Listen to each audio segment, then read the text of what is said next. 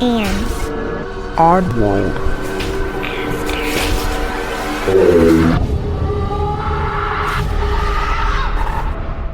Hey oddballs, I'm your host Jensen, and welcome to episode 146.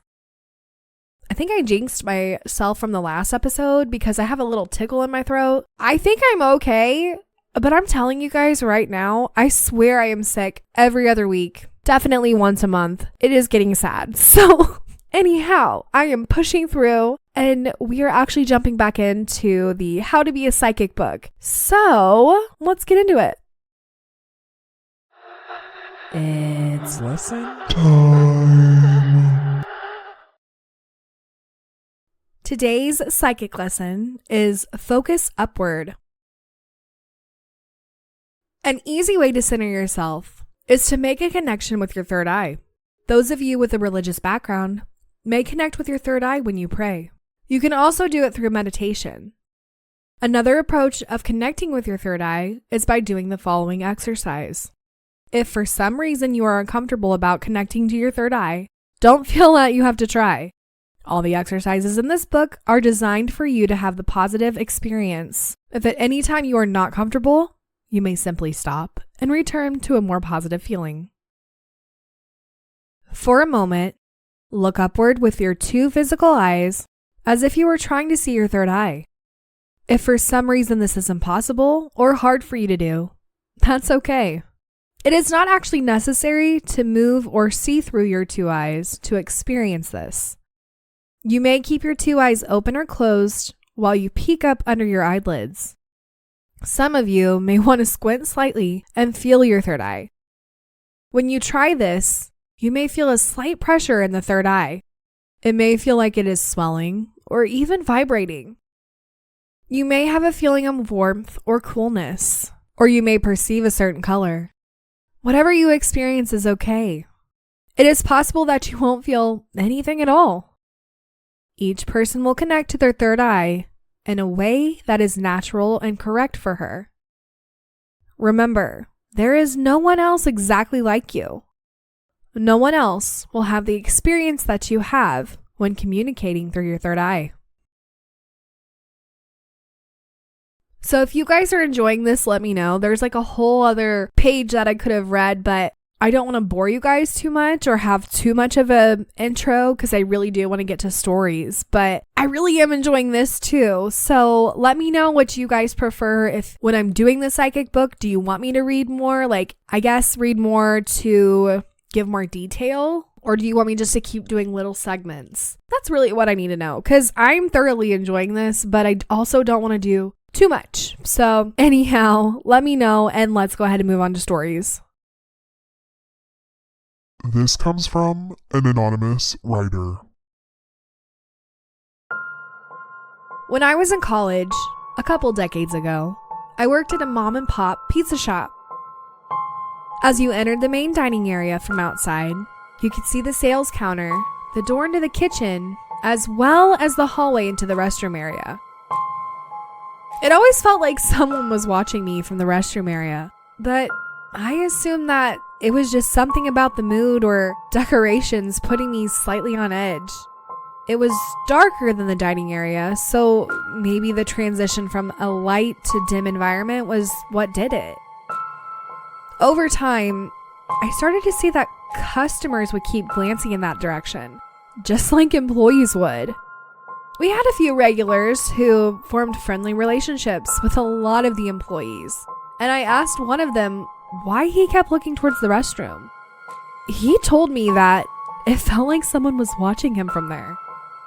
That experience confirmed for me that whatever it wasn't just me or my comments tainting the perceptions of other employees, but nothing ever came of it. Back in the kitchen, I always felt like I was being watched from above, as if something was clinging to the ceiling and looking down at me, or like something was peering in through the tiny window on the door leading into the alley behind the shop. We really only went back there to take out the trash or when my coworkers wanted to smoke, and I never had anything bad happen back there. One night, I was in the kitchen prepping a batch of dough while a coworker made pizzas in the front of the shop. Out of nowhere, the hair all over my body stood up, and I felt extremely afraid. Nothing had happened. I had no reason to be afraid, but I was terrified. I'm a bit ashamed that I went into the pizza making area and asked the other guy to trade places with me. I made pizzas for the rest of the night, and my coworker finished prepping the dough and cleaning up the kitchen. But that night creeped me out pretty badly. I have never felt random fear like that before, and I have not felt it again since the night at the pizza shop. I realized this could all just be caused by some weird mental state I was in at the time, and that the environment could have just been a bit creepy, causing others to respond to it as well. But after so many years with little to no similar experiences, I still wonder if anything supernatural was happening in the shop. I love the fact that it's a mom and pop pizza shop. I think that's just so cute for some reason. I think it's the rhyming of it, but it's not so cute. It's not so cute. I find it interesting that the hallway, and maybe it is just because it's so dark, but has some kind of eerie vibe. And maybe the one thing I can think of is just like electrical stuff. If there's like electrical stuff out there, like certain type of frequency or something, maybe that's being put off and that's giving you the chills, you know? I don't know. But then you go into the kitchen and there's something watching you from above. That, I'm sorry, but that's just fucking creepy. Like, that is so scary. There are a lot of like horror movies out there, paranormal shows that like have things like on the ceiling, but something I'm like specifically thinking of is just The Haunting of Hill House, where the girl's laying in her bed and the thing is above her. No, thank you. Anyhow, that's kind of what I'm picturing. That's the vibe that I'm feeling, and it's really scary. It's very, very scary. And again, maybe it's something electrical causing this feeling, because I do know that a certain frequency or whatever can make you feel uneasy, but can it also make the hair on your arms stand up? Like on your entire body stand up? I don't know. Potentially, but I don't know. Because if everybody else is feeling it, I really don't know. But I like the fact that this person was like, I'm a little ashamed that I made my coworker switch me. No. Don't feel ashamed about that, because I would have done the same thing. Actually, I would have pulled out all of my equipment and started like ghost hunting. But anyhow, I don't know what's lurking in that pizza shop, but there is something lurking in that pizza shop. It's a good little spooky one. It doesn't give anything like specific. There's no like shadow figures. There's no nothing, but I can picture the entire scene in my head. And oh my God, if someone out there that's listening to this is like a filmmaker or knows somebody who's a filmmaker, make this into a spooky movie, because it could be a pretty good one. I know there are horror games out there that are pizza shops, but I want a movie. And I don't mean Five Nights at Freddy's either. I mean like a paranormal one. I mean, truthfully, what is this mom and pop doing in this shop? Are they doing something? Are they conjuring up some stuff to help them, like, I don't know, run a successful pizza shop? No, I don't think so. My mind's just jumping off the deep end at this point. So anyhow, if you have any ideas as to what this could be, let me know. And let's go ahead and move on to the next story. This comes from Funset8614 on Reddit. My grandpa died in 2002 when I was pregnant. It was so sad he didn't get to meet his great-grandbaby. Anyway, when my baby was born, she slept in a bassinet. She was only about a week old when this happened. I was asleep and my baby was in the bassinet. I heard my name in my grandpa's voice. I was sleeping, so it sounded so far away. It didn't stir me. I heard it again. Then I heard my first name and middle name in a stern voice. My grandpa's voice. It woke me up. Every time you wake up as a new mom, you check on your baby. When I checked on her, the receiving blanket was covering her mouth and bunched up over her nose. I freaked out and moved the blanket. She gasped for air. I know my dead grandpa saved her life that night.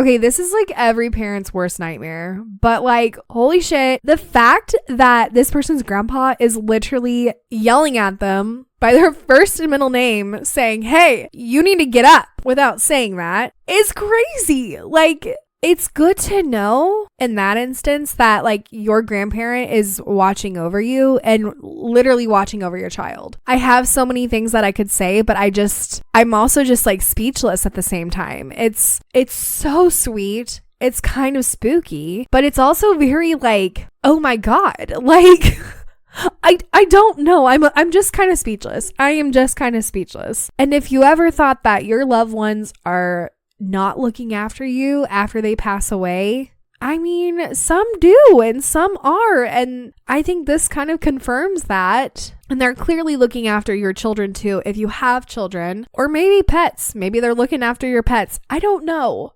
Either way, your loved ones are still on the other side. And if you had a strong connection with them in the human world, I'm assuming you're going to have a strong connection with them in the spiritual world. And this one's just wild. It's wild. It's wild. And thank God that this grandpa came through and that this person woke up.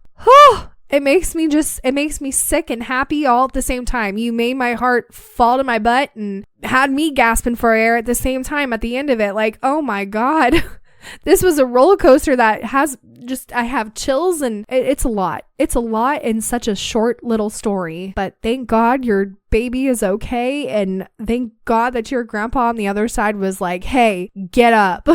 So anyhow, if you guys have any comments or a story like either story today, let me know, or just any paranormal story in general. I am so here for it. Let me know. And I hope you enjoyed today's episode.